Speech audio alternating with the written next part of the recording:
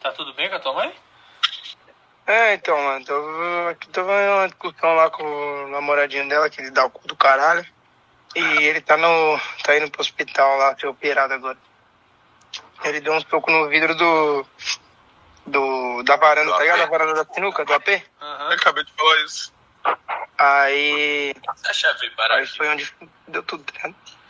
Caraca, que louco. E ela fala pra mim que ele tropeçou, aí a Dai, falaram pra Dai que ele tropeçou da escada e foi apoiar, não sei o que, mas da escada pro vidro que tá quebrado, Caraca. é muito longe, tá ligado?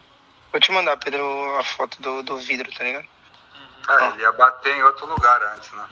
Eu vou mandar pra Ô, vocês. se precisar de alguma coisa, me avisa aqui, mano. Não, avisa, é que o Cris tava aqui, tá ligado? No Discord, mas eu já liguei pra ele, entendeu? Sim, Tinha acabado de falar com ele. Demorou. Gente, tá precisando de um matador. Aí ele foi lá com a... Filha da puta. Eu. Não é matar não, pô. Vamos só tirar uma onda com ele aqui, pô. Não, pô, matar, enfiar o cabo de vassoura no cu dele. Olha aí, mandei a foto pra vocês, olha aí.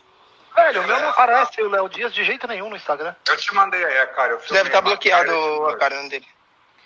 Caralho, meu irmão.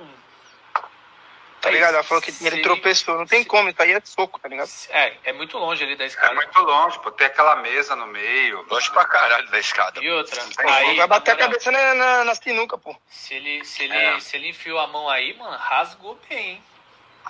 Vai ter que operar, Vai pô. ter que operar, ligamento, você foi pro caralho. Nossa, velho. Meu Deus.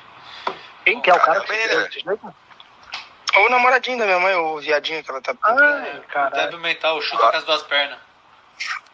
Padrasto do NJ. Caralho.